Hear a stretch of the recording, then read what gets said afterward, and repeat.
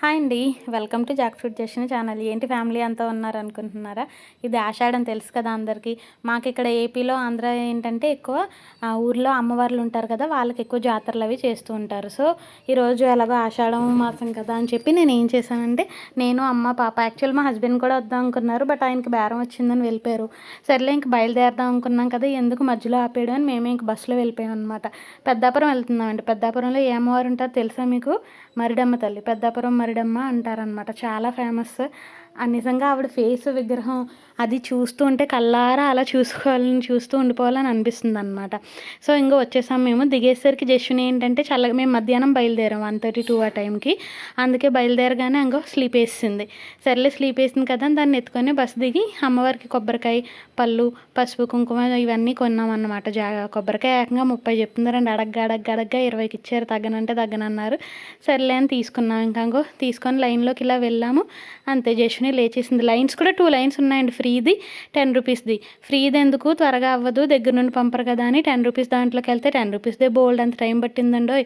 నాకు ఎప్పుడు అదే అనిపిస్తుంది, అందరూ సేమ్ ఫీలింగ్ కదా, ఫ్రీది ఎందుకు బోల్డ్ అంత టైం పట్టేస్తుంది, మనీ దాంట్లోకి వెళ్తే ఫాస్ట్గా అయిపోద్దని అనుకుంటాం, కానీ మనీ దాంట్లోనే ఎక్కువ టైం పడుతుంది. చూసారా, ఇలా బోల్డ్ అని లైన్స్ కట్టారనమాట కర్రలతో, అలా తాడులు. ఓన్లీ ఈ మంత్ ఒకటే, ఈ ఆషాఢ మాసం ఒకటే చాలా రష్గా ఉంటుంది, దాన్ని ఖాళీ ఉండదు అస్సలు.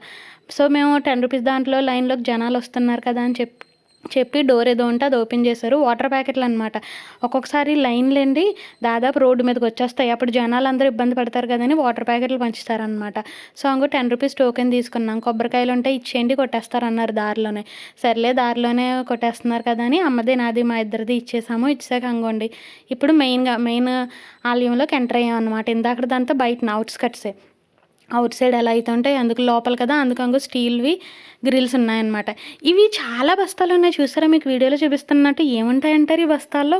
తెలిస్తే కనుక నాకు కమెంట్ చేయండి, ఎందుకని చూశాను చాలా అంటే చాలా ఉన్నాయి. సర్లే అని లైన్ ముందుకెళ్తుంది కదా అని చెప్పి వెళ్తూ ఉంటే అదిగో మేక ఖరీదు 100. నిజంగానే మేక ఖరీదు 100.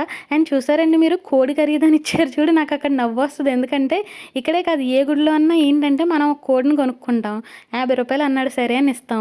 అమ్మవారికి ఇచ్చాక మళ్ళీ వెనక నుండి అదే కోడిని తీసుకొచ్చి మళ్ళీ ఇంకొకరికి అమ్ముతారు. అక్కడే చాలా ఫన్నీగా ఉంటుంది నాకు అది చూస్తే. బట్ అమ్మవారి దర్శనం బాగా అయిందండి, ఎందుకంటే మధ్యాహ్నం కరెక్ట్గా గుడి క్లోజ్ చేసి ఓపెన్ చేసిన టైంకి వెళ్ళామేమో కదా, బాగా అయింది దర్శనం. బయట నుంచి కూడా బాగా కనిపించారు అమ్మవారు. యాక్చువల్లీ నిన్న వెజిటేబుల్స్తో అలంకరించారంట, కూరగాయలతో, శాకాంబరి అమ్మవారి అవతారం. బట్ తీసేశారనమాట. ఎప్పుడు ట్యూస్డే తీస్తారు, మేము థర్స్డే వెళ్ళాము. సో తీసేశారంట, అది మాత్రం కనిపించలేదు. బట్ అమ్మవారి దర్శనం మాత్రం చాలా అయింది. దర్శనం అయిపోయాక మా పాప, ఆవిడకి కావాల్సినవి తీర్చాలి కదా కోరికలు, సర్లే పద అలా ఏమన్నా షాపింగ్ చేయొచ్చు, అవుట్డోర్ షాపింగ్, ఏమన్నా బొమ్మలు అవి తీసుకోవచ్చు అని చెప్పి.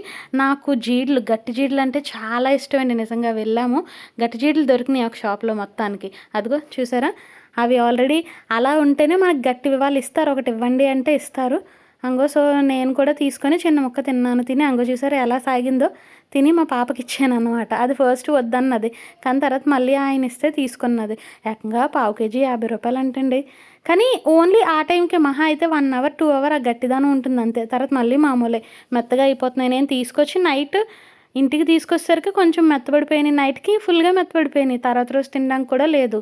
ఇంకా నేను ఒక పావు కేజీ, అమ్మ ఒక పావు కేజీ తీసుకున్నాను. అంగో మా పాప కుస్తీలు పడుతుంది చూసారా, లాగడానికి ట్రై చేస్తుంది, రావట్లేదు, కానీ మొత్తానికి సాధించిందండి. ఏదన్నా చెయ్యాలనుకుంటే చేసేస్తుంది. అదిగో చూసారా లాగేసింది. ఇంకో బొమ్మలు ఫుల్ వరుసగా అలా పిల్లల్ని అట్రాక్ట్ చేయడానికి ఏంటో తెలియదు, కానీ దారంతా అలా బొమ్మలు పెడుతూనే ఉన్నారు. మా పాప ఏమో చూసి, అమ్మ అదిగో నాకు అది కావాలమ్మా, ట్రాక్టర్ కావాలని పట్టింది. సర్లే ముందుకెళ్ళాక కొందామని ఇంకా అలా ప్రతి షాప్కి వెళ్తే ఎక్కడ చూసినా ఫిక్స్డ్ రేట్ అండి. ఫిక్స్డ్ రేట్ అంటే 120 ఫిక్స్డ్ రేట్, లేదా 150 ఫిక్స్డ్ రేట్. ఇంకా తగ్గనంటే తగ్గనంటున్నారు. ఇంక సర్లే ఏం చేస్తామని ఈ షాప్కి వచ్చి ఇక్కడ ఆగాం. సరే ఏం కావాలి నీకు అంటే, ట్రాక్టరే.